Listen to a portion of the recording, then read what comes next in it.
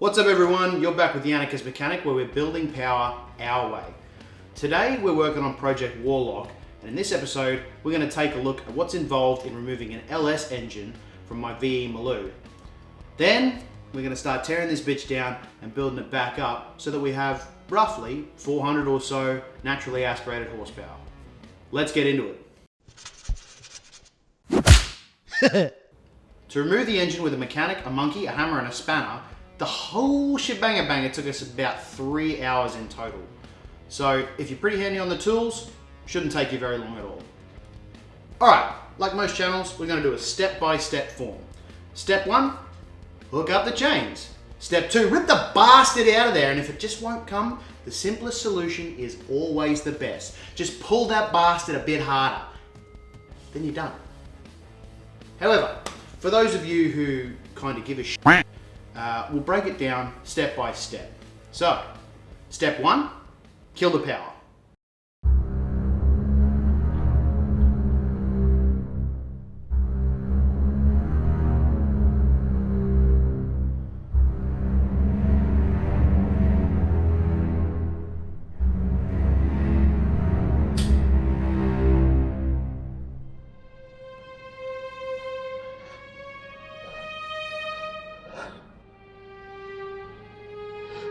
I'm so sorry.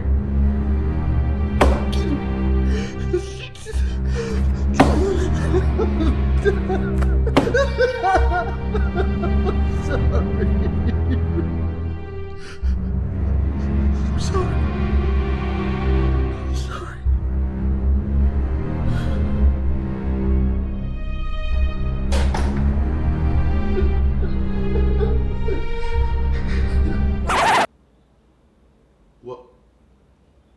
What was that? Well, you was killing the power, isn't it? That's not what I meant. Forget it.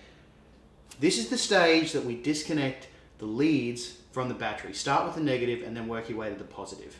Now for the ute, the battery is located behind the passenger seat inside the cab. It's at this stage that we actually lift the car up off the ground and put it on jack stands. However, if you're lucky enough to have a hoist, use that. Step 2, drain the fluids.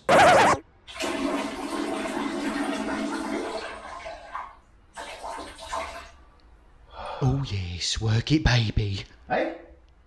Will you get the hell out of here? Yes. Drain the fluids. I told you to get rid of that! Step 3, remove the intake and radiator shroud. There should be 3 bolts holding in the bottom section of the factory airbox. Remember to disconnect the MAF sensor before removing the factory intake from the throttle body. So that leads us to step 4, remove the radiator. To do this, we disconnect the inlet and outlet hoses from the engine. For this, you'll need a pair of multi-grips to wiggle back the clamp that holds the hose onto your outlets and inlets. You'll also need to remove the top mounts. In our case, we're not going to be using them again, so over the shoulder they go. Step 5. Disconnect the engine mounts.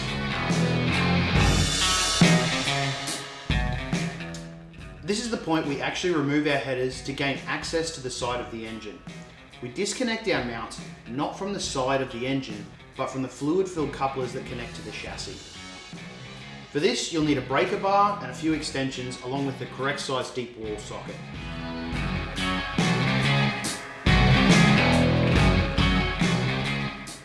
You should also disconnect the electrical connectors for the knock sensors. Now the knock sensors are located on the side of the engine. If you don't disconnect them and lift the engine out, that's a box.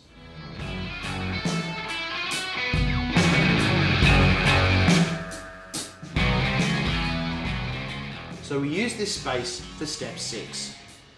Remove the accessories from the engine.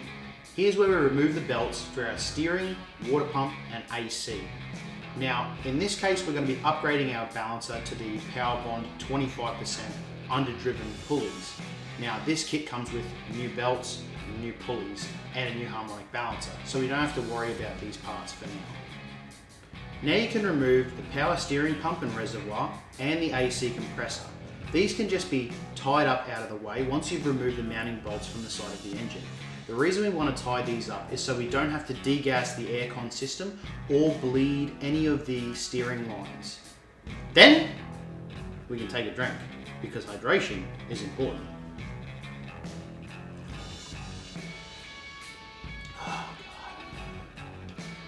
Oh god, I just want this thing. You can cut away at any time. This brings us to step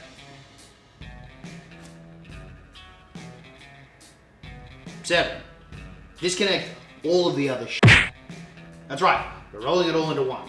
So if you see something connected to the engine, disconnect it. This includes PCV lines, brake booster lines, coil packs, even the intake manifold and fuel line systems. Now I should be showing, hopefully, a video of the fuel lines. It can be important to bleed these lines as there can be pressure in them. You also want a fuel disconnect tool that you can pick up from somewhere like Super Cheap for about $25. From here we're going to unbolt the intake manifold and lift it up as one assembly with our fuel rail and our injectors still installed. Once that intake manifold's f***ed off, we can disconnect the wiring to our oil pressure sensor, which is located at the back of the intake manifold. It also pays to note that there is an earth wire located on the back of the passenger side head. It is important to disconnect this, and when we reinstall it, it's very important to ensure that this is refitted. Once all that other shit is disconnected, we can actually attach our chains to the top of the valley cover. Now, some people actually sell a lifting device that fits in that valley cover, and you can use multiple bolt holes. We only had the chains because we're cheap bastards. So we've gone opposing sides of the valley cover. Now it's important to note that you use a good rated chain for this because you don't want it snapping and dropping your engine on part of your car or on the floor, because that just causes a whole shit ton of headaches.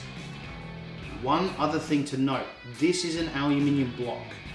It is important to have a long enough bolt going through the threaded holes in the valley so that they don't pull the threads out. Trust me, I've done this before and it can actually drop an engine from any height. If you irk and jerk, then it'll put tension on those threads, can actually pull the threads, drop your engine, and you have a really shit day, trust me. From here we're moving on to step 8, disconnect the transmission. This is where we unbolt our transmission bell housing from the rear of the engine. Again, you're going to need a couple of extensions and probably some child size arms, because these big fat bastards can't really get into those tight areas, for the top bolt that's located right at the top of the transmission tunnel. It is actually quite difficult to get these bolts out, which is why our wobble head extensions come in handy. Once you've done this, you can pry the engine away from the transmission. However, in our case, the input shaft was pretty well seized onto that support bearing. After a little bit of ucking and bucking and f***ing around, we eventually got it and we could lift the engine away from the transmission. Now, it is important that we pay special attention to see if we've missed anything. Because if you lift this bastard out of the engine bay and something's still connected, that is a box. In our case, nothing was still connected, so no one owes a box. But I'll still drink to that. Once the engine is out and on the ground, we can actually remove our clutch assembly, our harmonic balancer bolt, and then our flywheel. Typically in that order. Now the flywheel bolt is going to be very tough, so what you do need to do is find some way of locking up that flywheel so you can undo that front balancer bolt, because this bolt is tight. From there, you actually get a couple of 10mm, say 4 10mm bolts that are 75mm long, I think was the specs, and you can thread that onto the base of your engine stand. Then we can proceed to lift the engine up and slide it into our engine stand.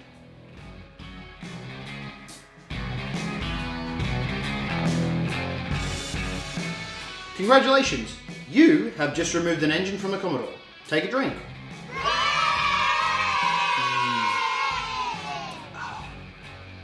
Oh God.